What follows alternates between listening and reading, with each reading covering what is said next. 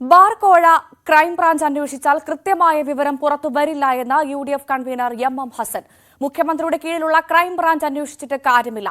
Tourism മന്ത്രിയെ രക്ഷിക്കാനാണ് excise മന്ത്രി രംഗത്ത് വന്നത്. മുഖ്യമന്ത്രിയുടെ അറിവില്ലാതെ ബാർ മുതലാളിമാരുടെ അസോസിയേഷനിൽ ഇത്തരത്തിൽ ചർച്ച നടക്കില്ല.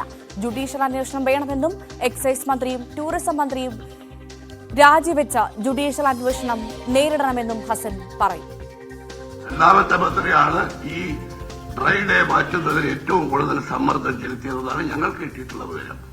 ഇതിന്റെ 12 മണി വരെ നീട്ടുക ടൂറിസത്തിന്റെ പ്രൊമോഷന് വേണ്ടിയാണ്. ടൂറിസത്തിന്റെ പ്രൊമോഷന് വേണ്ടിയാണോ കോടികൾ പിരിച്ചെടുക്കാനുള്ള ഈ ബാർ ഉടമകൾക്ക് നൽകുന്ന വാഗ്ദാനമായിട്ടാണോ?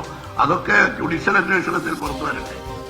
ആരുടെയെങ്കിലും ഉറപ്പ് കിട്ടാതെ ഏതെങ്കിലും അസോസിയേഷന് പണം ചോദിച്ചാൽ അവരുടെ അംഗങ്ങൾ പണം കൊടുക്കും. മുൻകാലങ്ങളിലൊക്കെ അങ്ങനെയല്ലേ ഉണ്ടായിട്ടുള്ളത്. ജുഡീഷ്യൽ അന്വേഷണം പറഞ്ഞു അല്ല, അതൊക്കെ ഇപ്പൊ ആദ്യം ഞങ്ങൾ ആവശ്യം ഉന്നയിക്കുന്നു. എല്ലാം കൂടി ഇപ്പൊ പറയാൻ പറ്റും.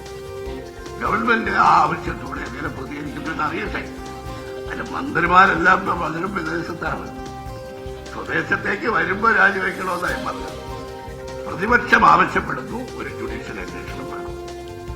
ഗവൺമെന്റിന്റെ ആറ്റിറ്റ്യൂഡ് എന്നാണ്? നിയമസഭ വരുമ്പോ മുഖാമുഖം പ്രതിപക്ഷത്തിന് ഗവൺമെന്റിനോട് ചോദിക്കാമല്ലോ. ഇതിന്റെ മറ്റ് വിവരങ്ങളൊക്കെ ഞങ്ങളും അന്വേഷിച്ചുകൊണ്ടിരിക്കുകയല്ലേ.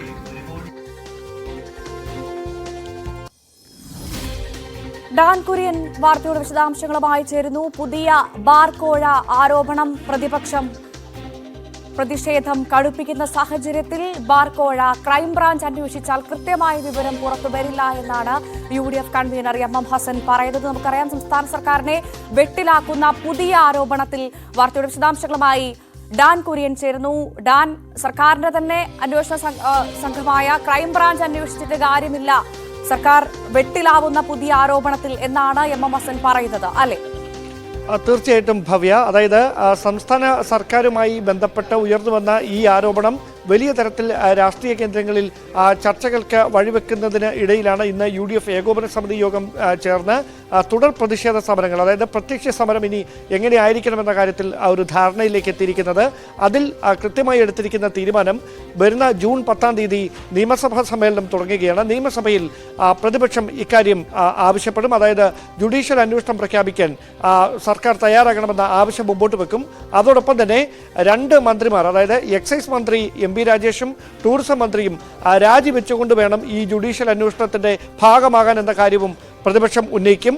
അതിന് സർക്കാർ വഴങ്ങുന്ന ഒരു സാഹചര്യം ഉണ്ടാകുന്നില്ല എങ്കിൽ പ്രത്യക്ഷ സമര പരിപാടികളിലേക്ക് പോവുക എന്നൊരു തീരുമാനമാണ് ഇന്നത്തെ UDF ഏകോപന സമിതിയിൽ ഉണ്ടായിരിക്കുന്നത്. സ്വാഭാവികമായി അതുമായി ബന്ധപ്പെട്ട തുടർ പ്രതിഷേധങ്ങൾ ഉണ്ടാകും.